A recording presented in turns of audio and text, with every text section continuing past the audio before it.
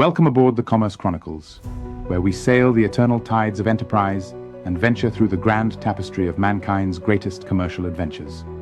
I shall serve as your guide in this voyage through trials and triumphs and the tales of fortunes won and fortunes lost.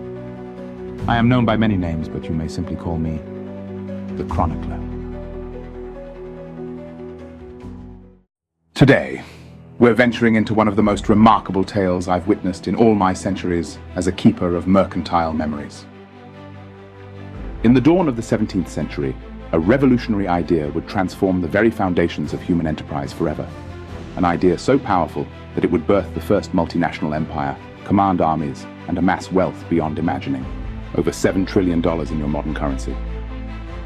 This is the saga of the Dutch East India Company, the Verenigde Oostindische Compagnie, where a merchant's dream became an empire's reality.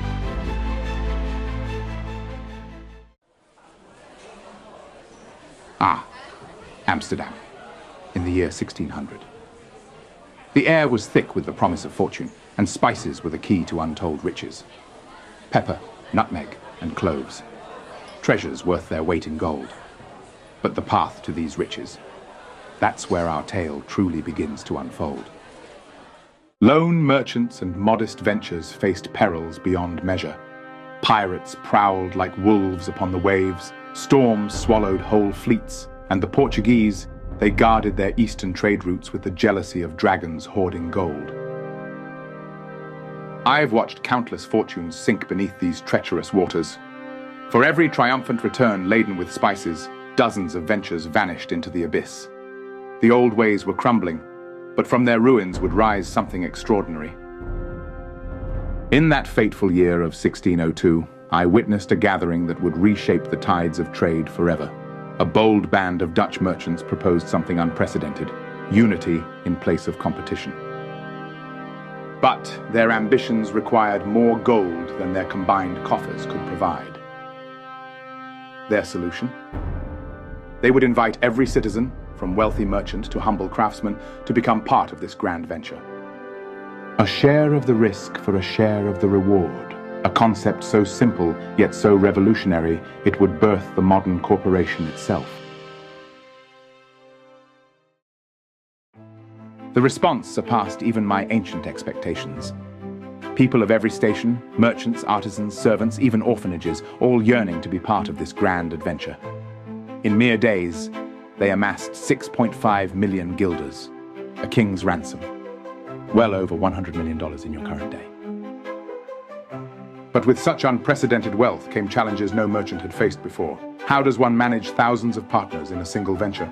The answer materialized in these very halls, the world's first stock exchange. Here, for the first time in the great ledger of human enterprise, ownership in a venture could be traded as freely as spices or silk. Those first voyages returned with holds bursting with fortune, and share prices soared like eagles in summer winds. But this was merely the prologue to a tale of power and prosperity, unlike any I'd witnessed in all my centuries of observation.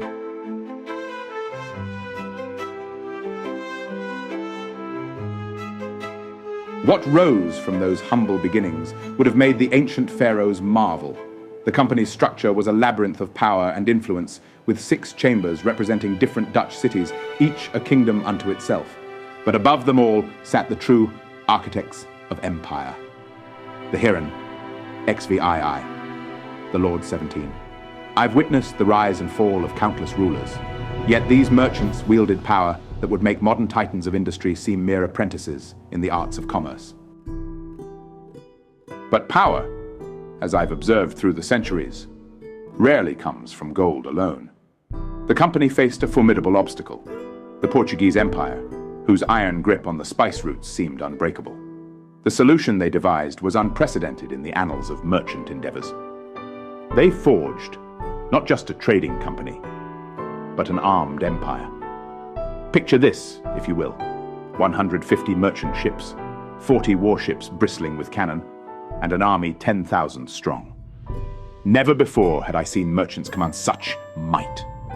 They didn't merely protect their ships, They conquered kingdoms, built fortresses, and waged wars with the authority of nations.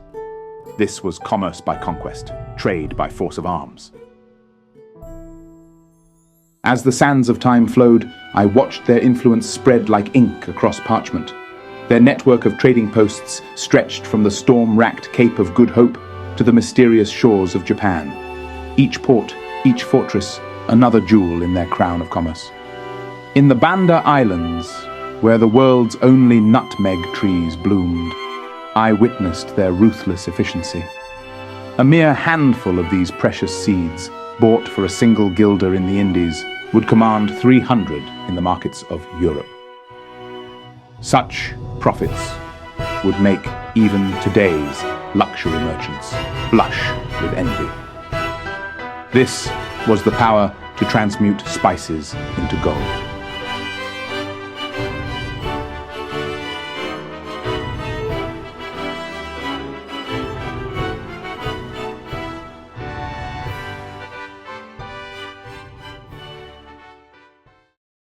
But as their empire grew, so did their appetite for power.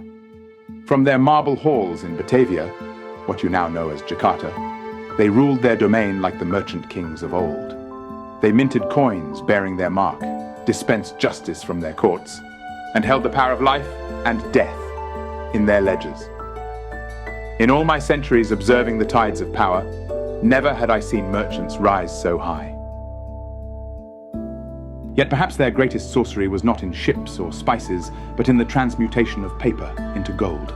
The company's shares became the first ever to be traded continuously, like precious gems passing from hand to hand. Fortunes were made not in distant harbors, but in the scratch of quill on parchment.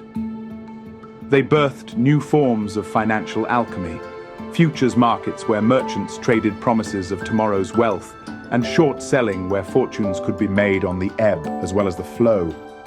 These instruments, arcane then but commonplace in your time, were first conjured in these very halls. Their mastery of money grew ever more sophisticated. They wove a web of credit that spanned continents. Where a merchant's promise in Amsterdam could purchase spices in Java, their bills of exchange became a currency more trusted than many kingdoms' coins. It was nothing less than financial sorcery on a scale the world had never seen. But the company's true legacy wasn't merely in gold and spices. They were architects of a grand transformation, weaving together the threads of East and West into a tapestry of global culture. Chinese porcelain graced Dutch dining tables, Japanese screens adorned merchant homes, and Indian textiles clothed Europe's finest. What were once exotic luxuries became daily pleasures. Their wealth fertilized the soil of human knowledge and creativity. I watched as Dutch masters captured this golden age in oils and pigments, while their ships carried not just cargo but scholars and artists to distant shores. They collected the world's wonders, strange plants, exotic creatures, and maps of unknown lands, expanding the very boundaries of human understanding.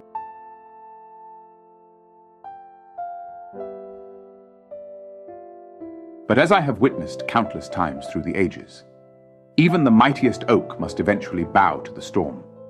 The company grew too large, too rigid, like a great galleon unable to change course as the winds of time shifted. Their armies and fortresses became anchors of lead rather than pillars of strength.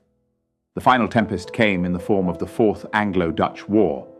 British warships shattered their dominion of the seas, and the company's mighty hull finally cracked. In 1799, after 2 centuries ruling the waves of commerce, this titan of trade slipped beneath the waters of history. Yet their spirit sails on.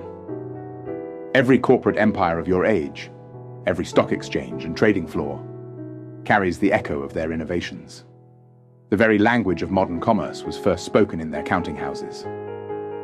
The saga of the Dutch East India Company is more than a tale of merchant princes and spice-laden ships. It's a mirror reflecting the eternal dance of ambition and enterprise. In their triumphs and tribulations, we glimpse the very nature of power, the price of unchecked ambition, and the ever-turning wheel of fortune.